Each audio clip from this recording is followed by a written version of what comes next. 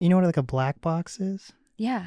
Like a theater black box. Yeah, and I guess it helps make things look way bigger, supposedly, right? Like infinity. Is that the? Oh, okay. Yeah. So it makes the space look bigger. So basically, the last space. This is a little bigger, especially compared to the last space was literally like a fucking closet.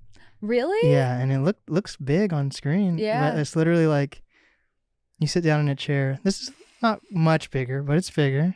You know, and we got a kitchen now and a conference room, so that's great. We're moving on up in the world. You're moving up. Yeah.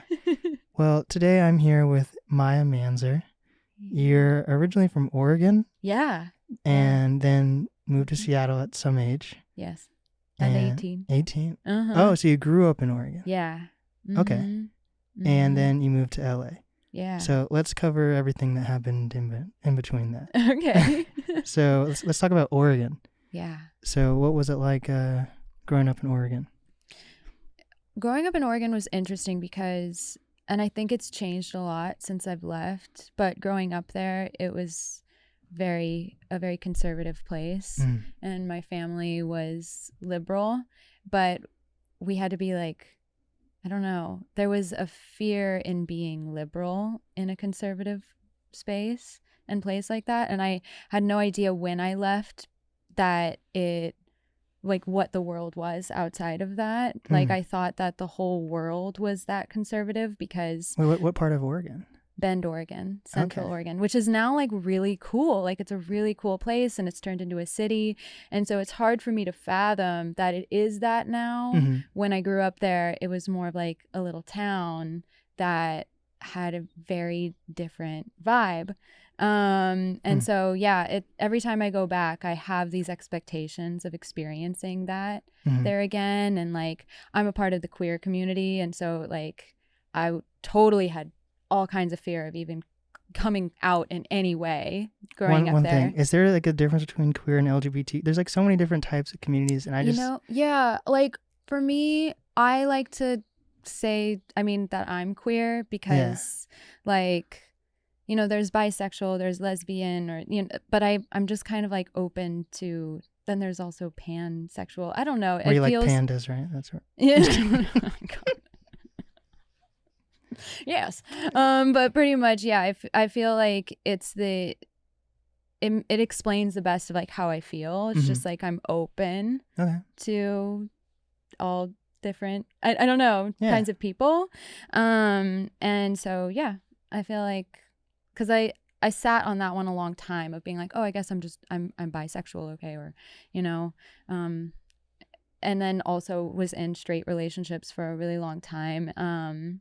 But, just kind of like being an open person. It's a good question, though. Yeah. Yeah. There we go. So when you say your family was liberal, does that mean they're like hippie, or they're just like, what does it mean to be liberal in No, they're Oregon? Democrats. They're Democrats, I would say. And so like my mom raised me with a lot of love towards, LGBTQ plus people, and also just tried to like educate me on, racial issues, even though like also Bend is very white as well. So she tried, but it was definitely like a whole new world when I moved to Seattle, for sure. So there was a lot of growth there. And even again in LA, when I moved to LA, because it's so diverse, there's just so many different kinds of people when you move to a city. So was your family pretty open then when like you... My family, yeah. Came out? Was it like was a big thing when you came out, or was it like... It felt like a big thing, but it wasn't. My family was super supportive. The reason why it felt like a big thing, though, was because I feel like growing up, I experienced so much hatred towards people who were in the LGBTQ plus community. Like, I specifically remember in high school, there were kids that moved from out of town, and they were like openly LGBTQ plus, and they were completely ostracized. Like no one would. By the way, I think I like saying queer better now too. LGBT, it's just so many letters. Even though queer Q is in there. Yeah. You know, I don't I don't know, like a part of that community. They're a part of that community, and like they were just totally ostracized. Everyone made I didn't. It was just like it was just scary. It felt so scary to be who you were because you first heard how people talked about them, and then when you saw it being acted out of like how they were treated, then it made it even scarier. So I do know even a lot of people that came out after high school, but it seems like it took a long time for a lot of us, like in my high school. And so, but I'm happy that they're able to experience their love freely now. But is that like, so is that one reason why it's weird for you to go back to Bend? Sometimes. Yeah. Yeah. And like I went it was last May. Hey. Last May, June with my partner, Kendra. And it was so strange for me, like just openly like holding her hand or walking just freely, because just having that fear that someone was going to say something or be rude, or I don't know if people would get violent or anything, but it's just the fear is still there because of what I experienced growing up. So it was like a full 180 though? Like how quick did you see the change in how people treated everyone? No, we didn't have any issues. But again, you know, I don't know. It's still it's just about growing and also letting go of those own fear, feelings of fear, like inside of myself. So and why'd you move to Seattle? I moved to Seattle for Cornish College of the Arts. Is that still around? Is that the school that got shut down? Did it get shut down? I have no idea. I thought one of those art schools. Did it get shut down? I don't know. I thought it did, right? I have no idea. I can't speak on that because I have no idea. I did go for 2 years only, so I didn't fully graduate. I love all of the people that I met there. They've been a really solid foundation of my community, and just like you're still connected with them? Or? Yeah. Oh. A lot of everyone that I went to school with, like, yeah. And were you making music in Oregon or not until you moved to Seattle? I did start, I mean, yes, a little bit, but not to the same degree. It was just like me like plunking little things on my piano, because I first went to Cornish for jazz voice, and then I later switched over for jazz composition. So like first year jazz voice, second year jazz composition. But what makes up a jazz voice? Is just the way of singing, or what? It is. Because there's either classical or there's jazz voice that you can like, those are two different departments that you can take. And like if you think about it, those two voices are quite different, right? So yeah, like jazz voice is Shadoobity-bop-bow. Yeah, I mean they're trying to teach they do try to teach you like this is proper scatting. I was like, I think you gotta like mostly just have the right feeling. Yeah, like that's most of it. They're like, you must wait and then scuba-da-bop. You know what I mean? Like, and you're like, now. Oh, yeah, like now you can skabop. Like now it's fine. Yeah, and whereas classical voice is so proper, it's very proper technique stuff. Like does opera fall under? Yeah. Okay. Yeah, exactly. I was like, I don't want to do that. Yeah. Yeah, like awesome for those who are like super into singing like that, but that wasn't didn't feel like my calling. So what made you decide? I feel like that's a big step to decide to actually go to school for art, right? Yeah, it is. I mean, I have loved singing and been into singing since I was like, oh my God. I could get out of preschool nap time when I was 4 because I was like, ooh, I can go sing to other classes. And I couldn't sleep ever, still can't. So, you know, it was really, really nice for me. And I also kind of like knew then that it was like this magic trick, and it was something that I just became so completely obsessed with, like, and have been my whole life. And so, you know, when college came around, like I either was going to go to college for like civil rights to study like civil law, or I was like, going for music. That's a hard choice there. I know, right? But I was like, okay, I'm gonna go for music. Nice. Yeah, and I did only go for the 2 years because I was like, I feel like I just need to get out there and do it. Oh wow. Yeah, I just need to start making the music, doing the thing, not be like, I don't know, $100,000 in debt.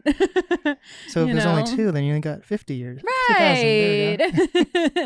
Exactly. So you didn't release any music until you left, or were you until I left Cornish? Yeah. Oh yeah, I didn't release music until I left Cornish. Okay. Yeah. Interesting. Yeah. So what did you learn? What did you like? What skills from Cornish do you use in your art currently? In my art. I feel like I had to let go of a lot of all of the theory brain after art school. I'm not going to lie, because my brain was so overloaded with like, this is right, this is wrong, this is blah, blah, blah, blah, blah. Like, and just like not think about that anymore. It does, like, I can literally just write a song in C major and it's okay. Like, I don't have to, not everything has to have a jazz chord, you know, like, or something like, well, a 7th chord. Let's put it that way. So it's like, I think I had to let go of that a little bit after school. I got a little burnt out. I learned so much in those 2 years. It was great, but I did have to kind of release that because I like making pop music. Yeah. So would you recommend that for other artists to go to school? It's helped me in other ways, like in other career avenues, and like because I do also do some composing, and I'm composing for a film right now, which is really Can you tell us, is it what film? So it's one that's like from 1921. I'm getting to redo all the music for it, which is super exciting. It's this super old silent film, Mary Pickford film. I don't know. Who's Mary Pickford? She's like this famous silent film actress back in the day. You're like, I felt like I was supposed to know her for, I guess am I supposed to know her? Some people will. Some people will. Not everyone does. It's okay. It was some Mary Pickford fans out there. I guess there are, yeah. But yeah, so it's been really, really special and cool because it's like was also directed by a woman, and that's kind of, I don't know, it's amazing for that long ago, like that it has a female director, written and directed by a woman. It's full feature-length film. Wow. Yeah, it's really fun. And how'd you get into that? It's just words and people being like, oh, you do these things, and you know, I also am starting to produce more and things like that, and it just, I feel like it was one of those things that fell into my lap a little bit. Yeah. So what was the first, so you left school? I know. And then got somewhere else. That's great though. No, we're all, that's the best podcasts are everywhere. And then we just wrap it up in a tight, sometimes it's not even wrapped up, you know? It just ends. It just ends. So you left school, and then how long was it until you released like even a single or anything online or anything? I think it was literally the very next year, maybe less. Okay. Oh my God. Probably less than. It was such a learning curve, like working with a producer. Oh, so you found producers during that time? Yeah, like I worked with my friend that I met at Cornish, and you know, like looking back now, I'm really glad it was like my first little thing, and it got me into sound off like back in the day, and that was really. I saw that interview. Yeah, it's on YouTube. You guys check that out. Tiny. I feel like I was such a little baby back then, like just bright-eyed, and you know, it's interesting to think back on that and that process and like how I go about it now. It's just. Who was the producer? His name is Sean Bulkley. Is he still around? Yeah, he must be. I don't know. I haven't talked to him in a long time. Dang. Yeah. Shout out Sean. Bulkley? Buckley. Oh, Buckley. Yeah. Shout out Sean Buckley. Wherever he is. Yeah. That was like my first EP that I made. And, it's weird to listen to it now. And what's the name of that EP? First Words. There we go. Yeah. I'm going by like numerical order. So like first EP was First Words. The second one was Second Skin. This next one will be Third Degree. Oh. Yeah. It's fun to like, it helps me to create the worlds. Yeah. And I have it in that way. That's awesome. Yeah. So what were you doing? Were you working during this time once you left school, or how was that for you? Yeah, I was working. Did you have like fun jobs, or were they like just to pay the bills? Or Whoa, how'd you make that face? That was a crazy face. I mean, I was working jobs that I didn't really want to work. Yeah. But I did start one, I guess that was pretty soon after I left Cornish. I started working and teaching music lessons as well. And then that's been like continually been a really amazing source of income for me, and especially in LA. So you had some jobs, yeah, music composing. You released a project, and then did you ever like join the Seattle music scene and like work with artists and do shows all around Seattle? Yeah. Okay. Yeah. Yeah. I feel like the Seattle music scene was very formative to my music, and even like still what I create today, and the Seattle music scene, but like literally just the landscape and the vibes here is very like imprinted on me. I feel like what genre of music did you connect with in Seattle? Because there's not really a huge. Would you say you're like pop type? You said I guess I'm in pop, but I feel more like alternative pop, or like psychedelic pop. That's an interesting term, psychedelic pop. Maybe like, I think actually, because you're like very spacious with your music. Yeah, or like ethereal. Ethereal. I've been calling it art pop. Okay. Is that is that a genre, or did you make that one up?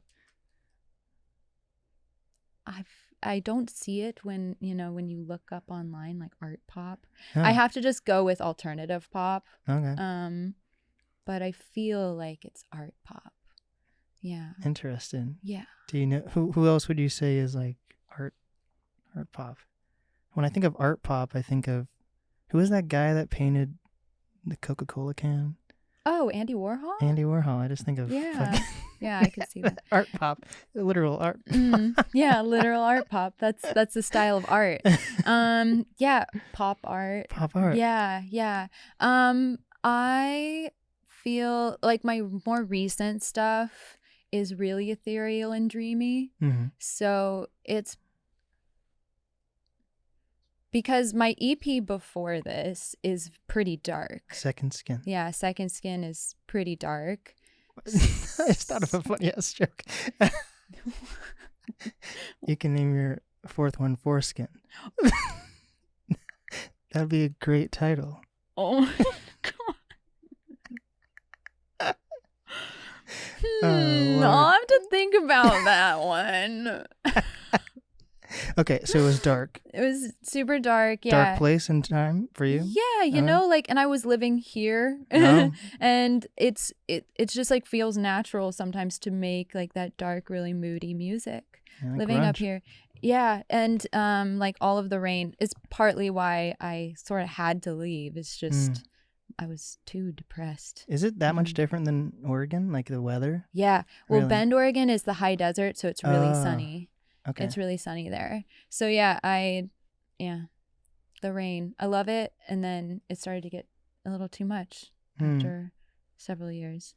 So interesting. I think when you grow up here, you don't mind it, but then if you move here, you mind it. yeah, I could see that for sure. Yeah, I don't really care that much. Yeah. Like it sucks.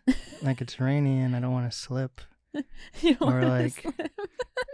You're like, I don't want to fall. Yeah. Yeah, That's the most embarrassing thing, slipping. Oh my gosh. There's like all those metal grates too on the hills, and you'll just like ski slide down them for a second. Your life flashes before your eyes. Yeah. I saw this guy like having an umbrella, and this was like a couple months ago. He walked over a grate and he was holding an umbrella and he just fell backwards. The umbrella went flying. Oh my god. It was craziness. Worst fear. Yeah, it's just embarrassing. But I don't know. I don't think the weather really affects me. I think the people affect me here more than I feel like I connect more with people that moved to Seattle versus the people who grew up in Seattle, to be honest. Interesting. Yeah. Why do you think that is? I don't know, man. I think people are very cliquey here. And I thought it was the people describe the music as cliquey, but I think the people here are just pretty antisocial unless they're in their own little cliques. Bubbles. Yeah. So I think I connect more with people who moved to Seattle or like, or even, and this is to get a little deep. Yeah. Well, not deep. I don't know if deep's the right word.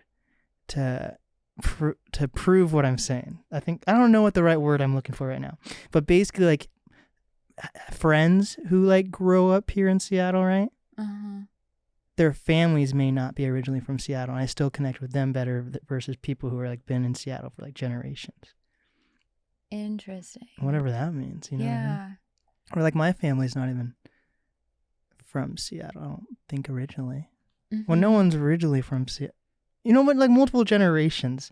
Like, most people I connect with haven't been here for multiple generations. So, I don't know what that is, but I don't know. That's interesting to me. And I think when I come back here from LA, it's the people, like, I miss a lot of the people. Really? Here. Yeah, really? I do miss the people here. Yeah, because I feel like I have friends here that will forever, like, have my back or like, but that's not the people. I mean the people, like the people like Seattleites, like for example, at my other studio, it was in Green Lake, very peaceful area, right? There's a couple homeless people like near the freeway entrances, but we don't talk about those guys. But basically, like, everyone's walking their dog all the time. There's like this one like preschool where like the teachers walk like the preschoolers, and they all have like the little like rope thing, like leashes. And there's like 10 or 20 like little kids just walking along the streets. Like, it's just like a very peaceful area. A lot of stuff happening, but like if you walk by and try to wave to someone or like compliment their like outfit or their dog or whatever, they just get like, they're like offended. You know what I mean? And that's Green Lake, and Green Lake is a nice, peaceful place, in my opinion. You never really hear about craziness happening. Like offended or totally confused? Maybe both. They're like, wait, someone's talking to me? Or they like look away, or like if you try to smile, they'll like look away from you. Or, I don't know. Yeah. I just don't know if the people, the specific people, or like, I don't know, when I was in Canada, this was like 2 years ago, but when I was in Canada, just like the people I thought were nicer. From where I was, but at the same time, I was at a fucking rave, and maybe a lot of people were on drugs. Maybe that's what it. That could be part of it. Well, also the downtown people were cool too. I thought. I don't know, but you like Seattle, the people of Seattle, the Seattleites. God, I mean, I guess like my understanding is just like, maybe I feel like I really did make a lot of friends in the music community. And so I feel like maybe I have just a whole different experience in some ways. And also like moving here for college and like all the friends that I made through that. And so there's like the whole community within that. Right. But like, I could imagine and see how if you came to Seattle, just like, number one, if you just came to Seattle, like not even for school, but or anything, I feel like it might be kind of difficult to make friends. Yeah. And yeah, I don't know. That's really interesting to hear from someone like to hear from you like in that regard of like that you connect more with people who move here. Yeah. Yeah. I don't know. I do feel like there's a lot of, I mean, there's got to be like, isn't it proven that Seattle has like a high depression rate though? Yeah, I don't know why though. I guess it's the weather. It's the weather but for really, sure. I don't know. I just don't. I really don't think of the weather. It's a nuisance at times. Like I said, I don't want to slip or like drive my car off. I live in the woods, so there's a lot of like crazy back turns and stuff. And like when it rains, I'm like today I was like, oh shit, I don't want to take this corner too fast and fly into a tree. but I'm not like, oh, fuck this weather. I don't know. When I lived here, in the time that I lived here, it got real bad for me. Maybe it's because I've never seen the sun. So I don't know. Yeah.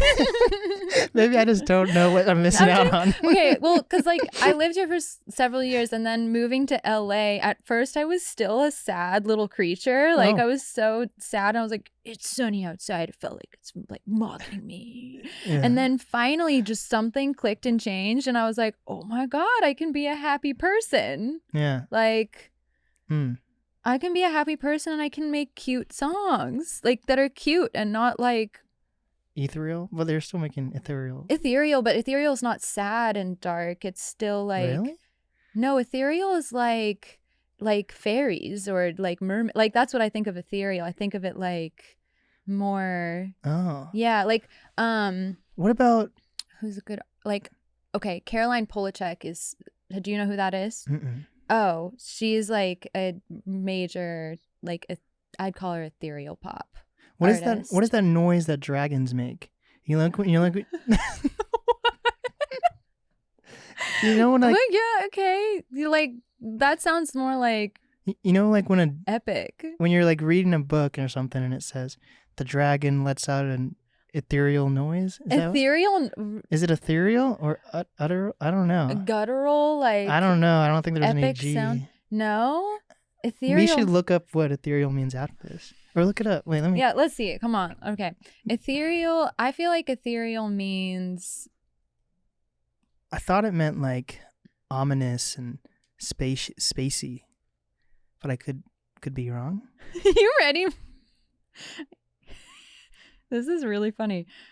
Okay, ethereal means extremely delicate and light in a way that seems too perfect for this world. I didn't honestly know that was the definition. And then I was thinking of some scary ass dragon. You know, I was hearing like angel sounds or like something that sounds more heavenly. That's what I imagine ethereal sounds. Oh, so like maybe if like dream pop? Yeah, dreamy, like very exactly. Okay. Dreamy. That's a really good word. Dream I know dream pop's a thing. Yeah. I don't feel quite on the dream pop scale. Okay. Like because I'm like more of a big, powerful vocalist. Yeah, like ethereal. Dude, I honestly like I'm always trying to figure out what is the genre of things. It's like my worst nightmare when people are like, so what's your genre? Well, we don't need to be any boxes anymore. Right? I'm like, really? I'm about to tell you 5 different genres and like you decide if you want to listen.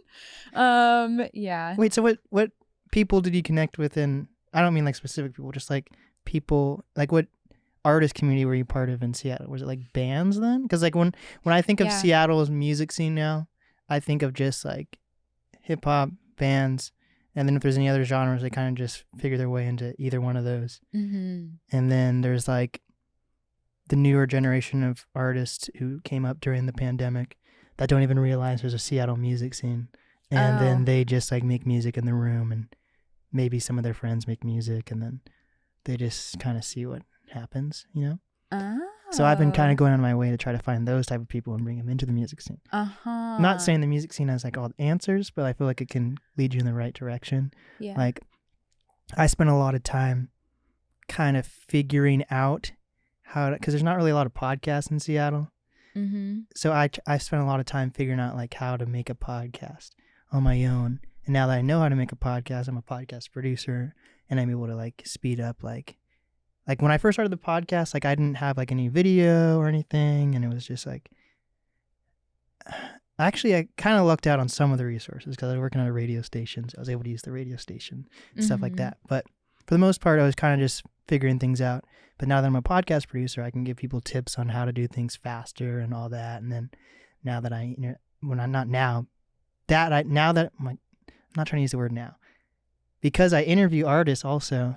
And I've interviewed people from like mixing, mastering, bands, comedians, rappers, all that. Right. Now I'm able to connect other artists with those other resources of people I've interviewed, you know? Mm-hmm. So with that, but basically what I'm saying is I just see like in music, I kind of just see hip hop bands, and then there's like other professions like, you know, jazz and comedy and things like that. Yeah. But overall, my question is, where did you fall into that? Where did I fall into that? Or like, who did I connect with? Yeah. Man, it felt like it was a very wide sphere. I must say, though, that I didn't feel like I knew many artists that were doing a similar thing to me. Mm-hmm. That felt more sparse. That's a good word. Yeah, sparse. It was like, so like planning shows or putting shows together was interesting in that way of like what lines up the best with each other. But I was just always trying to, I don't know, like be friends with everyone in a way. Yeah. That's kind of how I felt about it. I was, though, struggling with a lot of depression while I lived here. So wait, when did you move? I left in 2017 is when I moved to LA. And how many times have you been back to Seattle since then? Well, man, there was like the whole pandemic. You were here during the pandemic? No. Oh. No, so that like that would have been that like cut things down, I'd say, of like how often I could come back, which was so weird. Pandemic felt like so much time, but like a non-time. Like, what is time after the pandemic? It felt so strange. We're still in a pandemic, but we're feels like still there. It feels like so long ago, and it really I don't know. Yeah, no, we are still in a pandemic, yes, but the lockdown portion of it is like, that feels like a long time ago because it was fucking 2 years ago. I feel like it's just been like we were experiencing it for so long of just, and the lingering feelings of it, of like feeling like we needed to hide inside. That's true. Yeah, actually, maybe that's very what I true. mean. That's very. There's the real pandemic, and then there's the pandemic in our minds. Dun dun dun. Dun dun dun. And exactly. And then some people were stuck in Seattle, and then what was that? That must have been, to me, like living in a sunny, amazing, like paradise like space during the pandemic was amazing. Wait, but it was fucking, there was like fires and crazy there were fires, riots, and there was wildness. There was wildness everywhere. But like people, like there was a huge migration of people leaving LA. So like but it was still at least sunny outside. Really? Like, that's and matters. warm. That weather matters that much to people? It matters to me, I guess. I don't think you're alone. I think I'm like, I don't really, there's a lot of things I don't associate with happiness. Like I don't associate smells with, I don't like you don't get any memories from smells. And some people are like, God damn it, that's mama's cookies or something. You know what I mean? Yeah. Like there's not a single scent that like I relate to with anything. So like if I ever got COVID to the point that I lost my smells, I probably wouldn't even realize. You know what I mean? Like, really? I'm happy I have a nose, right? Right. But I don't know. And then weather, because I've grown up in like a blank canvas where it's just mostly white. I don't really have, and I'm like, oh wow, today it's yellow outside versus white. Oh, today's dark black, or I don't know, dark gray outside. I don't know. It's just weather and just smells to me. Wow. Yeah. For me, it definitely affects me. Mm-hmm. And did it affect you when you were growing up, like in Oregon? Could you tell you were happier when it was like a sunny day versus a cold? Well, Oregon, it was like generally it's so sunny, and so I enjoy like one-off rainy days. Like I love them in LA. Not like 7 months though. No. Weird. That's really strange to me. Yeah, one-off rainy days, like, oh, it's rainy and it's cozy. Oh, this is nice. But don't you want to just be cozy forever? I will get nothing done. Oh my gosh. Yeah, so maybe that's what I'm saying is like maybe in LA I feel like I'm very productive. And you moved for music, or I what? did move for music and just expanding my career in many different ways. And I will say it has done that, even with there being a pandemic in between. But you were there for like 3 years. Yeah, but like I feel like the first few years is you're still trying to build up a community. You're trying to understand the music scene there. Oh, it takes time. It takes time. I think it does.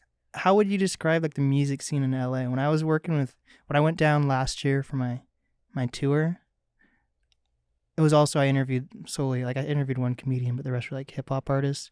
So they were talking about how there's like an underground hip hop scene, and then there's like, just the average artists that tour throughout LA. Mm-hmm. And then because LA is like a music hotspot, a lot of those big artists, including like a Drake or someone, will come down to the underground shows to see what's like popping off, and maybe bring some of those artists up to like main stages or whatever the situation is. But like, I guess there's so much art going on. I feel like everyone has a different experience on what they think a music scene is in LA, right? Yeah, I mean, it's tricky because there's totally like local music scene and like similar to Seattle of like groups of people, like we're all friends and we all know each other. And then it's about like once you take that other step into the next caliber, I guess I would say, which is like, but that when you're into that step, you're getting like more national recognition and success, right? So I feel like there's like different levels and they're very clear in LA, whereas here in Seattle it seems a little less clear. Like you can get big in Seattle, but then nobody knows you outside of Seattle. Why is right? that? But like in LA, if you're getting big in LA, people know you outside of LA. And how do you get big in LA? Is it from certain shows or certain cosigns or all I of the feel above? like it's all of the above. Certain shows and working and collaborating with a lot of different people and who's representing you. Yeah. Like a manager, or what do you mean by like representing? Even just someone who's, like who's your publisher, and if they're like helping you to write songs or work on songs with like other artists, and just like your own networking, getting out and meeting people. And is it easy to network in LA, or is there like a bump there too? Yeah, I'd say it is. It depends on your attitude. Right. And like maybe not going into it with just like only business mindset. Like it's also like, okay, let's make something like pretty, or if you want to just have a coffee, that's cool too. Like I feel like that's been the better approach for me, because it doesn't always have to be about like, oh, how can I one up myself? How can I like it? That's never seemed to like really work out. It's more like, let's just hang out. I had a really good conversation with you, That's kind of how I like to go about it, I guess. And it's natural. Does it get you further, do you feel like? Or do you feel like if certain people are just like straight to the point in LA, does that get them farther ahead, or how does that work? Or is it just different for everyone, maybe? I think it's different for everyone. Okay. Yeah. Do you feel like since you've moved to LA that it's been like an upward trajectory, or have you plateaued at all? Or I mean, due to the pandemic, sorry about that. No due worries. to the pandemic, I will say that it felt like there was a bit of like a plateau period, because even though there was growth in other ways, it was still like, okay, can't really budge. I'm having like, I don't really want to make songs over Zoom, I'm like, I don't know, I'm trying, it was kind of weird. It was a weird time. So like things were really rising, or feeling like they were rising up. And then all of a sudden it felt like, and so now that, things are starting to get back to normal again, I'm feeling the climb again, but it's kind of like, it was like put things on a pause because of that time. And yeah. What did you do during like the 2 years? Well, I also like run my own business of teaching like music lessons. From like all ages, or is it a certain age? Oh, nice. Like all ages. Yeah. And so that was like completely stacked the entire pandemic, which is great. People weren't like afraid. Like, was that in person too? Or was that it was all online. Was that easier or harder? I got real good at it. Nice. I'd say I got really good at it. I even like got to live in Hawaii for a time. What the heck? Yeah, for 2 months I lived in Hawaii with my girlfriend, and I taught the music lessons from this like beautiful coffee farm. It was amazing. And she painted a mural on the side of the... Oh, so she's an artist also? Yeah, she's an artist. She does like production design for film sets and TV. Yeah. I think too, like since meeting her, I've also started to like gain a whole new community of people that work in film, right? Or like design sets and are working in the art department of film. So like that's been cool too. It's just like the longer I stay there, it just grows, right? Of really interesting people. Can she help you with like sets for music videos or anything? Yeah, we worked on a music video that I want to release, but there's a lot of squinting going on. Because I want it to feel done. It doesn't feel done. It needs to feel ethereal. Is it ethereal? I keep on... Ethereum. It needs to feel like Ethereum. Yeah. It's almost there. Is it cool dating like another artist, or is that weird? I love dating another artist that's not in my same type of artistry. That's a good point. Yeah. Versus maybe it might be more different. Like fucking I've dated so many musicians. Look at like Johnny Depp and Amber Heard. Like those are two in the same genre. Maybe that's why I don't. Maybe. I don't know. I think from my experience, I think dating another... Love being friends with other musicians. Dating another musician was difficult. Yeah. Yeah. There's some good breakup songs probably, right? Oh yeah, lots of made for lots of great breakup songs. You know, I've warned some of my exes in the past, like, I'm about to put out this song. I was really upset, like, because I'm friends with several of them now, you know, in the past. But it's like, I'm about to put out this song. I was upset when I made it. Don't take it personal, but it's a good song. And the world needs it. Yeah. So, you know, yeah. Anyway. Hell yeah. So you just recently released 2 songs. March? Yeah. 2 months ago now? Yeah. Wow. Yeah. I feel like we're still in March, kind of. I know. Wow. I was saying the other day, I was like, it feels like February was yesterday. Yeah. Okay. That's weird. It's just strange. Anyways, yeah, I put it out March 11th. Shine. Nice. And are you like weird about, no, I guess not weird. Do you like certain dates for like songs to be released on, or is it just whenever you? I study astrology as well. So when like the moon and the sun connect and the waves of the ocean, and then it makes sense for that certain song to be out on that certain time. Yeah. And then the trees blowing. Pretty much. Yeah, that's perfect. In a nutshell, it's that. But I am really interested in all of the specific alignments and the numbers, and it's cool. So it if anything, it's just helped me pick dates faster rather than like lingering and being like, when should I put it out? Like instead, I'm like, oh yeah, that's a good day. The moon's nice. Okay. Wait, do you know Tiger Lily? Who is what? Tiger Lily? Who's that? Oh, she's from Seattle and then she moved to LA, and she has like a PR company called 10th House. Like cool. Yeah. You don't know Tiger Lily though? No, I don't. I feel like you guys would know each other. That's interesting. Gotta make a connection there. Interesting. Yeah. Okay, so I'm guessing these are because you released 2 singles. Is it leading up to a project, or? Yeah. Wait, so the first one was Shine, and then what was the second? The second one I just released last week. It's called I Know. Ooh. And man, that's probably one of my favorite songs I've ever made. Hell yeah. Yeah. Yeah. And why is that? It's extremely vulnerable. I was definitely scared to put it out at first, but I also knew I had to, because it's like basically it is a darker song. It's on the darker ethereal spectrum. Got it. Ethereum, the darker Ethereum spectrum.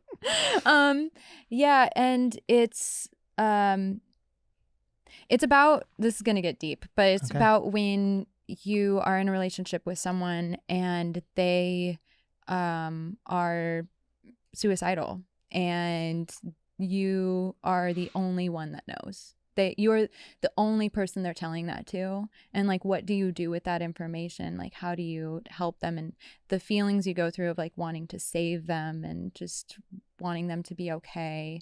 But you can't do it. You know, you can't be that person who saves them. Like, they have to save themselves in a lot of ways, right? And, you know, take charge of their life. And so the song is very much about the struggles of that. But then at the end, so it's dark this whole time. And then at the end, it takes this total sonic shift that goes into super epic, like uplifting, and the chords change with the same melody, but the lyrics change to being like, actually, I learned a lot from this experience, and now I know who I am and that I can move forward, right? Instead of feeling like I'm being pulled down, but, you know, had to leave the relationship in order to get there. Hell yeah. Yeah. It's dope. Are you gonna be performing that? Ooh. I will. So yeah, you're about to actually, let's save that for a little. We have more to talk about. So basically, this project. Do you have like a date for it at all yet? Yeah, I'm deciding that right now. But I think I'm going to put it out definitely it's coming out in June. Probably just gotta check your Zodiac calendar or something. Yeah, I've been like considering pushing it just a little longer, but I also just want to get it out there. Yeah. I don't know. Have you been writing at all during the pandemic, or are these songs like the only songs you've been? Well, I guess you're releasing a project, so you've been writing. I've been. Did you take a break though for a little bit, or? It was oddly difficult to write during the pandemic. I have no idea why, but I talked to a lot of friends who felt the same way. Like it was difficult to write new music. There was I don't think there was any like. Is this the right word? Magnum opus, you know, like I don't think anyone had like their magnum opus album during the pandemic. Like their like epic, like full debut album, like kind their of best thing. album of like no one released fucking, I don't know, the Lemonade during the pandemic or something. Yeah, I'm trying to think. There's some good projects, but I don't know. I like Tyler's project a lot, but that's not his best project in the world. Didn't like Olivia Rodrigo put out her album during the pandemic? But is that like the album that changed the entire world? Like Thriller changed the entire world, right? Or like Lemonade was pretty fucking big. I don't know. I just feel like because there was about it. Yeah, there was just so much time that I feel like I don't feel like anyone. I don't know. Also, Kendrick Lamar's album's coming out. That might be crazy as heck, and he hasn't. Yeah. So I have no idea. But I don't know. I didn't feel like I just didn't see or hear anyone really talk about like this is my best project ever because of the pandemic. You know what I mean? Yeah, because of the pandemic. Yeah. The pandemic, it was a super interesting time. What I ended up doing was I was just working on producing the songs that I'd already had before we went into the pandemic. So it was like, I don't know. So how do you connect with artists? Do you feature or have features or? Oh, do I feature on like other people's tracks and stuff? I've done that a little bit, yeah. Or like right now I've started producing for other people, which has been really fun. Oh shit! So you're getting up there in your production skills then. I'm getting better. Hey. I'm getting better, and the pandemic really helped with that. I'm not gonna lie. Like I just hunkered down and I started just producing stuff. What software do you use? I use Ableton. Okay. Oh, do you have like the slide thing at all, or is it the push? The push. I do, but and I should just like start using it more, but like I'm super weird and I love to just like manually like automate everything. Really? I don't know why I do it to myself, honestly, but there's something about it that's like maybe sickly satisfying about like I don't know, I feel like a mad scientist. Yeah. So maybe there could be a way easier, faster way, but just go do. So much easier. So much easier. But for me, sometimes too, I think I like just like putting them in random spots, like putting the beats in random spots. That like generally I'm like, okay, I know where one, Okay, one, yeah, two, yeah. 1, 2, 3, 4. Like I know where that can like all line up together. But I like seeing what happens when I have a slightly more random approach, and seeing like when I just write it in. It's kind of cool. Yeah. Yeah. So have you been producing music that's different than the music you make then? Like, is it like a different genre? Like, are you producing like hip hop at all or? Not really producing hip hop. No, I'm still trying to get better at my beats. So it's like more. I really like making the music aspect, like the harmony and the like composing the backing music. So I'm still trying to get better at my beat structures for sure, but it's coming along. And do you write for people at all? I was starting to do that pre-pandemic, and then it kind of, I don't know, things got weird. It was like I was just starting to do that in February of 2020, and then it was like, it was like everything's on pause. Yeah. And so yeah, like that. I would love to do it again though. Starting to write for more people. And do you have like a manager, or like are you on any label or anything? I did for both. I used to, and I honestly I'm not in any rush until it's the right person. Yeah. Yeah, because it's really, really shitty when it's not the right person. Shit, I bet. Damn. Yeah. It's just not worth your time. It's not worth your money when it's the wrong person, or it's someone who like acts like they believe in what you're doing and then they don't. Oh shit. It's not, or they don't understand you. It's not cool. It's just like not worth your time. They're not ethereal. What is it? They just ethereal enough. Ethereal. Ethereal. I was so close. You're so close. It's okay. Yeah, it's one of those things. It's got to be someone that really understands what I'm trying to do. Yeah. Well, it seems like you got your stuff together. You're about to perform at Belltown Bloom. I know. I'm really excited. I'm excited. I'm nervous, but I'm mostly excited. Wait, do you know like the artist performing at all, like personally at all, or is? Yeah, several of them. Yeah, like I know them. Oh yeah, I've had them on the podcast. How do you know them? That's so funny. I know. How do you know them? They're called them. They are called them, the band them. Crazy enough, I've taught many of them music lessons. That's so funny. Yeah. And they're so sweet. I'm so excited to see their band perform. And they're on Friday too, which is awesome. That's awesome. And Biblioteca, they're some of my friends, as well as Ariana DeBoo. I'm so excited to see Ariana. We went to Cornish together too. Oh, wow. So it was like, it's really exciting to see her like finally putting out this music and stuff and doing her thing. I'm trying to think of everyone that's on the bill. And there's some like out-of-towners too. I guess you count as one of the out-of-towners. I guess I'm officially an out-of-towner. Damn. Yeah, that's been, I think 5 years is long enough to say you live in LA now, right? I guess it is. And then were you ever really a Seattleite? Oh shit. I don't know. Well, if I didn't grow up here, then was I? What do you? If you're okay, what does it have to be in order to be a Seattleite? I guess you gotta have like a whole house and family and. Is that what it means? Like, I have no idea.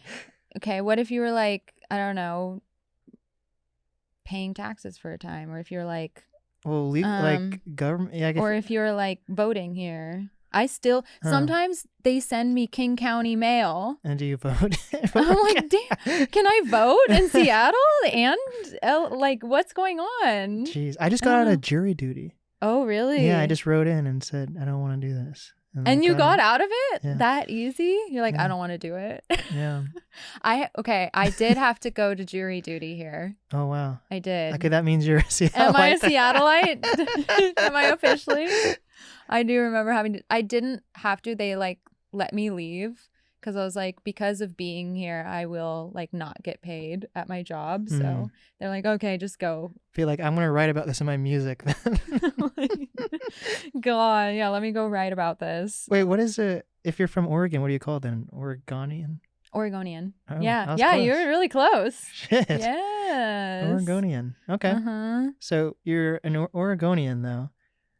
But would you just like I don't really know what I am. But you're not part of like the Oregon. Are you part of the Oregon music scene at all? Like do people? God, no. People aren't like, oh my gosh. I don't even know what. Like I guess if you think of the Oregon music.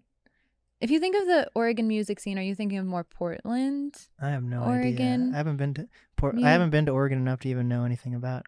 I went there one time. I drove to LA for my tour, and when I was in Portland, I saw these homeless people fighting, and that's the only thing I think when I think of Portland. I just think of this fucking man. They're having a brawl. Yeah, it was just this lady and this guy, and they're just like they obviously had some type of relationship or something, but they were like going at it in the streets, and it was wild. Yeah. They're both homeless though. So I don't know. Huh. So that's all when I think of Portland, I think of that. Yeah, I don't know very much about the Oregon music scene. Yeah, I just know Amine. Is Amine?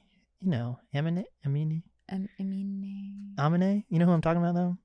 Well, I feel like I do know that name, but I don't know. He's like he's like definitely like I think he's probably like an A-list artist, right? Really? He has like a Puma deal now. You got to be pretty big to have a Puma deal. Okay.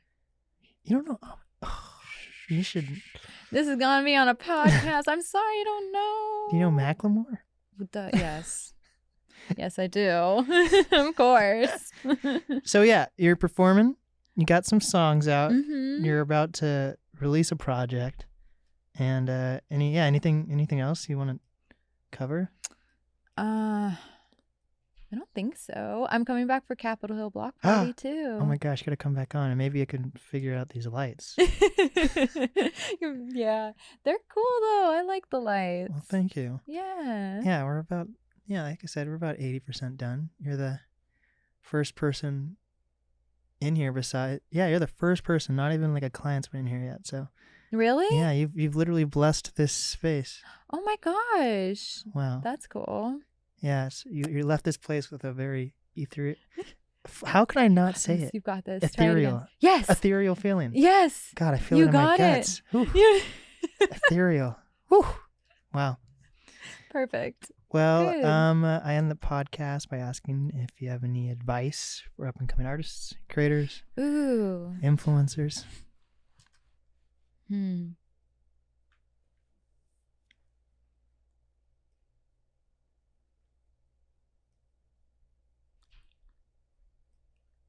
I feel like it's interesting because marketing and things like that it's always changing. But I feel like we're moving into a new age where it's become even more important to just be yourself, like be who you are, instead of like, I don't know, how do I put it? Wow, that's like, there's so many different things I could say, but I think the biggest thing is to be yourself and to stand strong for your vision and what it is, because whatever you're making, whatever you're creating, it is totally you. It's totally you, and that's what the world is looking for, is connecting to other people, and they can only connect to you if you are being yourself and who you are. There we go. What is the easiest way for people to reach you? To reach me? Like to, what way? Just like check out my music? Like social security number, credit card. Oh yeah, like all of that, right? Well, like you can find me on social media, like all the platforms under my name, Maiah Manser. So. Yeah, I don't think anyone else has that name. No. Is that even a normal way to spell Maiah? Can't be. No, it's not. And it is the real spelling. Wow. Yeah. My mom just having a good time, you know? I guess it's a Finnish spelling. Eminem. Did you ever get called Eminem? I did. And then my middle name is Mari. No way. MMM. It's insane. It's insane. Maiah Mari Manser. No joke. That's just like a tongue twister. It's yeah. Well, it took a long time as a child for me to like be okay with it. Like I was just like, can I just have a more simple name? But now I love it. There we go. Yeah. MMM. Yeah. I know. God. Yeah. Well, this has been the NAST podcast. I guess this way, yeah. The cameras. Yeah. This is the NAST podcast with Maiah Manser. And we did it.